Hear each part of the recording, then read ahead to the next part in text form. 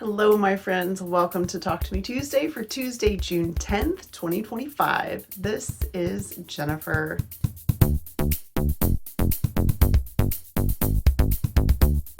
Welcome back to my sewing room, everyone. Just a quick summary of what you're here for. I have a lot of new viewers, and this is a weekly show and tell. I talk about whatever I'm working on. This is literally just show and tell, and I'm really glad you're here because this is my safe space, and this is the place that helps me take care of myself and hopefully give you a little smile every week. I am extremely excited about what's on the table behind me today. You may have already noticed it. I have finished quilting the bookcase quilt. It's completely quilted. I do have some things left to do before I can bind it. I have a few bobbin threads that I wasn't able to pull through to the top. I tend to tie off and bury all my threads as I go so I don't have to deal with it later. But I was doing so many that there are just a few loose ends, literal loose ends left to take care of, which I will do this week. I also found a scissor snip in one of my blocks. It was one of the Sherlock Holmes blocks in one of the books. There was a very telltale little V mark that is absolutely a scissor snip. I don't know how it happened or when it happened, but I put a pin on it so that I could find it later, and I will be giving that a little bit of a makeover before I work on the binding. I've also designed a quilt label just for my husband that I will be sharing with you guys after the quilt is all done. Hopefully, if things go as planned, next week I will have a full bookcase quilt reveal. This is covered in lint and has some threads on it, but I still want to show you a little bit. So you can see stippling, which is the background. This is going to be shelving, more background, and then you can see here, I hope you can see ruler quilting. I did have some issues with my batting popping out the back, which I've never really experienced before. I don't know, it's the same batting I always use, which is Hobbs 80/20. I don't know if it's the fabric or the batting or what, but I have been able to pick most of those off. So I'll go over it with a lint roller and hopefully be able to clean some of that up. You can see like little batting bits here and there. I did change my needle regularly. I check my tension constantly. Let me show you guys. The right edge of this quilt is literally every time I change thread. Every single time I changed the thread, I was checking the tension because I didn't want to have a tension disaster later and realize that my tension was off and it messed up. I kind of went through this previously, but I'll share again. I quilted from top to bottom. This is Filtech Glide and Iris, and this is what I quilted all of the fig with. So the Moda Grunge fig, I quilted with this. The shelves, this is just black. Glide black, I quilted all the black with this.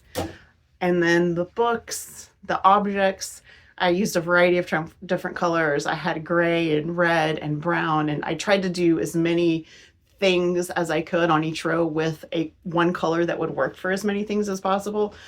So I did change colors on top. I did not change colors on back. The whole back, all of the bobbin thread is bottom line in black. There was so much to quilt and so many thread changes. I didn't want to be changing my bobbin every single time. So I just worked really hard to make sure my tension was good so that you couldn't see the bobbin thread on the front and you couldn't see the top thread on the back. So obviously very excited about that. That is a huge milestone. This is the quilt top I started in 2021 and finished this year. Really picked it back up about this time last year and was kind of doing one block here and one block there.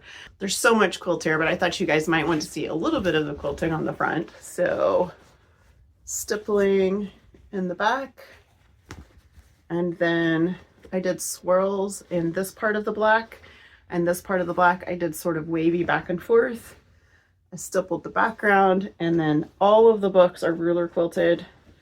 And then depending on the objects, some of them are ruler quilted, some of them I did like a meander in, or I just followed some of the embroidered designs. I followed the embroidery stitching around just to give it like a little tack all the way through, so it was part of the quilt sandwich. I just did my best to make sure every piece of fabric that was here was somehow quilted. Here's that little snip that I found, so I will take care of that. Fortunately, I have more of this batik, so it might end up with a tiny applique patch.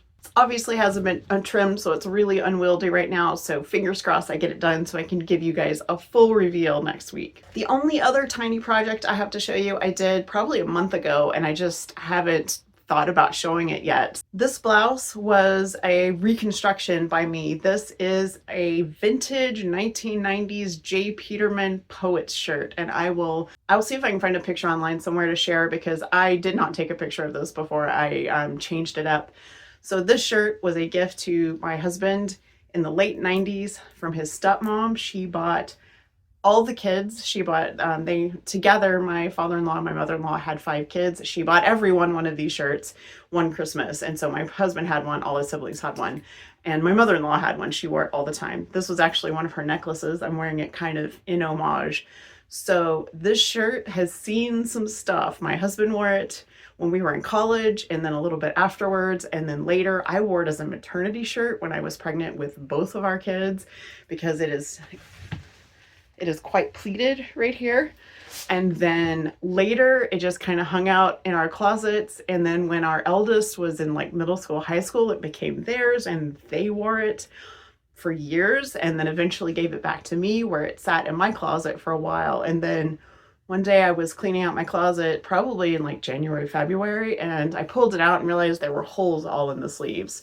So, you know, this is an 30-plus-year-old shirt, so the holes in the sleeves were pretty bad. I actually ended up, there's a little darn right there, so I darned it there and a couple places on the back. So it had long sleeves with cuffs that were quite puffy and pleated, and I took the sleeves completely off. I took the shirt apart, and because the shirt was so oversized, it was big and baggy even for my husband, who is like 6'5" and change. I took the shirt off, and the armholes were just huge. They were massive. So I took those sleeves and I actually I rebuilt those sides. I cut the armholes off and I rebuilt the sides. And then this is the top of the original sleeves. I just turned them into cap sleeves, and that was it. I gave it a fresh hem just because the hem was kind of ragged. But other than that, that's it. This was an upcycled 30-year-old shirt that was in pretty rough shape, and it's now one of my favorite tops to wear. So guys, that's going to be it for me. I'm so glad that I got so much quilting done last week. I don't have anything else to show because this is all that I worked on when I had time to work on anything. And hopefully next week I'll have a whole quilt, a finished quilt to show you guys. I hope you guys have a great week. I hope you have a crafty week. I hope you're doing well wherever you are in the world. If you enjoyed this, if you like my show and tell, be sure to like and subscribe. It just gives me a smile, and I will see you guys next week. Bye.